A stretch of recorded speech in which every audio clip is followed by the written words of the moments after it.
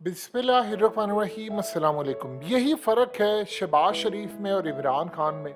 जब इमरान खान जाते थे तो दुनिया उनको कहती थी कि बड़ी बड़ी जंगें ख़त्म करवाओ किसी भी फॉरम पर। आपको याद होगा कि डोनाल्ड ट्रंप ने इमरान खान की मदद लेकर इस सदी की सबसे बड़ी जो जंग थी वो ख़त्म करवाई, क्योंकि ये वो जो जंग थी उसके बाद पाकिस्तान समेत ये पूरी दुनिया में फैलनी थी और मुसलमानों का बहुत बड़ा अगर करना था, इवन के चाइना तक फैलनी थी। लेकिन अफगानिस्तान में अमेरिका की तबाही होगी, वो आगे जा ही नहीं सका। तो इस सूरत हाल में ईरान में भी जंग फैलनी थी, फिर रूस में आगे फैलनी थी, सेंट्रल एशियन कंट्रीज में। तो अमेरिका तो जाने वाला नहीं था, उसने तो 100 साल का प्लान बनाया था। इमरान खान इस जंग को खत्म करवाया। आज आप देखिए शहबाज शरीफ वहां पर बैठा हुआ है, पुतिन बोल रहा है, उस बंदे को पता ही कुछ नहीं है करना क्या है, मुंह उठा के कभी इधर कभी उधर। मोदी को देखिए क्या किया है। अमेरिका ने मोदी को इस्तेमाल किया और कहा, इवन कि यूरोपियंस इसके पीछे थे। मोदी ने पुतिन को कहा कि आप ये यूक्रेन की जंग खत्म कर दें और इस जंग से तबाही हो रही है, ये जंग का इरा नहीं है, ये तरक्की का इरा है, हमें सब मिलकर बैठना चाहिए। तो मैं आपसे गुजारिश करता हूं कि आप ये जंग खत्म कर दें, आप अपनी फौजें वापस बुला लें और बैठकर मामला से बिल्कुल बातचीत से मसला हल कर लें, लेकिन ये जंग ना करें। अब जानते हैं कि सूरत हाल क्यों पैदा हुई है।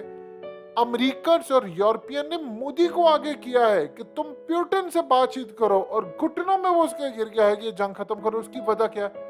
देखिए, आप इस बात को समझिए। इमरान खान ने क्या कहा था? इमरान खान इसको बेनकाब कर रहा था कि भाई ये जो मोदी का मामला है, तुम इसको क्यों नहीं कहते कि वो रशिया से सस्ता तेल ना ले, ये तुम इसको क्यों नहीं कहते कि वो रशिया को कंडेम करे, हमें क्यों कहते हो, हम न्यूट्रल है, तुम्हारी इतनी जरूरत कैसे हुई? तो इसी सूरत हाल से फिर इमरान खान को निकाला गया, जिसको कहते हैं मीर जाफरों के साथ मिलकर निकाला गया। तो कहानी ये होती है कि इमरान खान को पता था कि ये असल में अमेरिका ने भारत को क्यों रखा हुआ है। आप ये देखें कि रूस से वो S-400 ले रहा है, उसने उसको वेव ऑफ कर दिया, लेकिन उसको वेव ऑफ नहीं किया जिसके साथ वो इत्तेहादी है नेटो के अंदर, यानी तुर्की, उस पर पाबंदियां हैं, और भारत को वेव ऑफ कर दिया। क्यों? एक जैसा आपने क्यों इसे रुक नहीं किया? क्योंकि वो आपको जरूरत है। अब पुतिन के साथ मामला तय करने के लिए कोई ना कोई तो बंदा चाहिए था, तो मोदी को आगे किया और उसके बाद यूरोपियंस ने भी किया, क्योंकि सर्दियां आ रही हैं और सूरत हाल ये है कि जर्मनी ने यूक्रेन को हथियार सप्लाई किए और पुतिन ने आने से पहले कहा था कि तुम लोगों ने रेड लाइन क्रॉस कर दी है, अब हम जवाब देंगे। और एक्सपर्ट्स ने कहा था कि ये न्यूक्लियर हमला भी कर सकता है, ये जरा एसईओ खत्म हो जाए तो वो जाकर करेगा, फिर जवाब देगा। तो उसने भारत को आगे किया, यूरोप ने और अमेरिका ने, और आगे से पुतिन ने क्या कहा? मैं आपके कंसर्न समझता हूं, सब कुछ ठीक है। और दोबारा पुतिन ने आकर सारी दुनिया के सामने कहा कि मैं किसी सूरत इलाके फतह किए बगैर पीछे नहीं हटूंगा। यानी पूरे का पूरा यूक्रेन उसने फतह करना है, और उसने कहा लड़ाई अब आखिरी दम तक जाएगी, चाहे जो मर्जी हो, जो राह में आएगा उस पर अगर एटमी हमला भी होगा तो पुतिन करेंगे। अब इस सूरत हाल से आप अंदाजा कर लें कि अमेरिका और यूरोप की शिकस्त, असल में प्रॉब्लम यह है कि यूरोपियन के सर पर मौत खड़ी हुई है।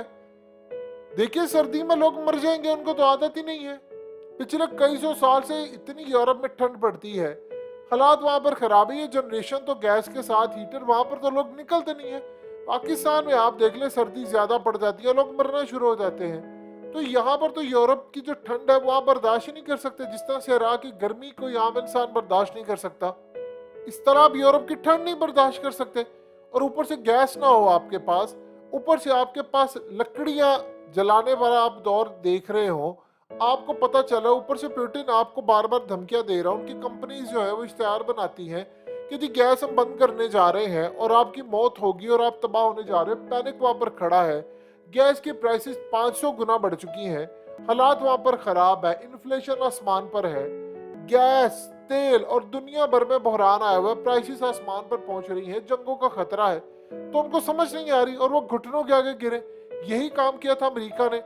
अमेरिका ने पहले अफगान तालिबान से कोशिश की कि बातचीत करने की, और उन्होंने कहा कि जी हम बातचीत करेंगे ये वो। तो अमेरिका ने कहा नहीं। पहले पाकिस्तान ने उनको समझाया कि आप बातचीत करें, तो वो कहते थे नहीं हम तो नहीं करेंगे, हम पागल हैं करें। बाद में उन्होंने कहा ठीक है अफगान तालिबान से हम बातचीत करेंगे, तो वो तो सुनने को तैयार नहीं थे। फिर इनको समझ आई कि अच्छा पाकिस्तान की मदद लें। फिर ये कतर में गए, फिर प्लान ये हुआ कि सऊदी अरब की मदद लेंगे, वो भी ना हुआ। तुर्की ने कहा मैं आगे आता हूँ, उन्होंने कहा नहीं। उन्होंने कहा हमें कोई ऐसा न्यूट्रल जगह चाहिए, वेन्यू चाहिए कि जहां पर जाए, और फिर उसके बाद वो कतर गए और पाकिस्तान की मदद हुई। अब ये सूरत हाल है, अभी अमेरिकन मदद तलब कर रहे हैं, इमरान खान की वो ले नहीं सकते, वो इक़्तिदार से उन्होंने खुद ही हटा दिया। वो मोदी को कह रहे हैं आगे बढ़ो, और मोदी को पुतिन ने साफ इनकार कर दिया कि भाई कोई जंग बंद नहीं होने वाली, मैं लड़ूंगा और आखिरी दम तक लड़ूंगा। यानी उसने पूरी तरह चाहे न्यूक्लियर हमला क्यों ना करना पड़े वो तैयार है। देखिए उसने अफगान तालिबान से सीखा है, जब आप जंग जीत रहे होते हैं तो आप मजीद दबाते हैं, ये स्ट्रेटजी होती है जंग की। जब आप जीत रहे होते हैं तो आप मजीद दबाते और दबाकर आप अपनी मर्जी की कंडीशन लेते हैं, जिस तरह भारत ने 1971 में पाकिस्तान के साथ किया। आप अंदरूनी शिकार हुए, आपकी फौज वहां पर 93,000 हमारे लोग थे, तो उन्होंने हमें पूरा काबू किया, शरायत लिखवाई और बदले में बंगाल तोड़वाया।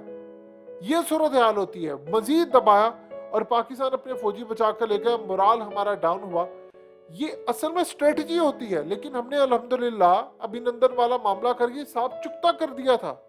और आसिफ गफूर ने कहा था कि ये वो 1971 वाला छोड़ दे, वो पुरानी जनरेशन थी, ये नया सिलसिला है।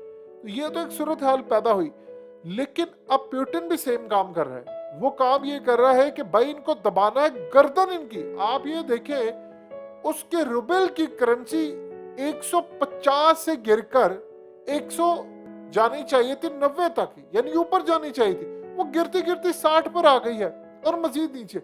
तारीख में कभी इतना सस्ता नहीं हुआ।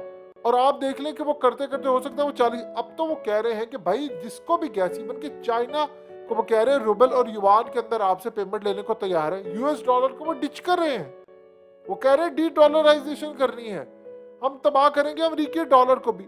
उधर आप देख लें मोहम्मद बिन सलमान, वो भी पेट्रो डॉलर खत्म करने को तैयार है, वो कह रहे हैं ठीक है युआन लेंगे चाइना के साथ।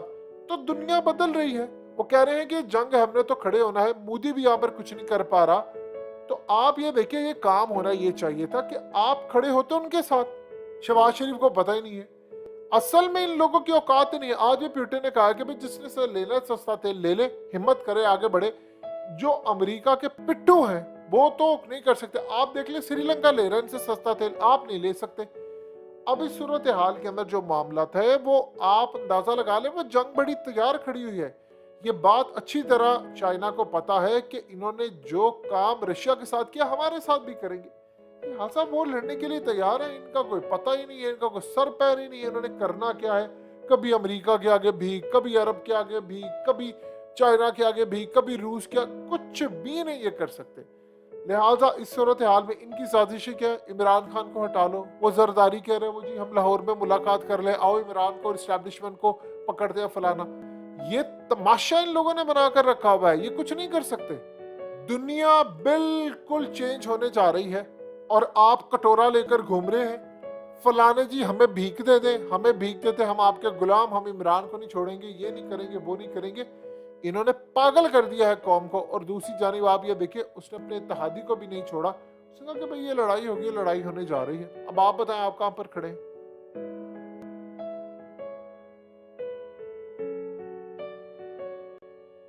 हकीकत टीवी को सब्सक्राइब करना मत भूलें, वीडियो को लाइक करें, शेयर करें और कमेंट सेक्शन में अपनी राय का इजहार जरूर करें।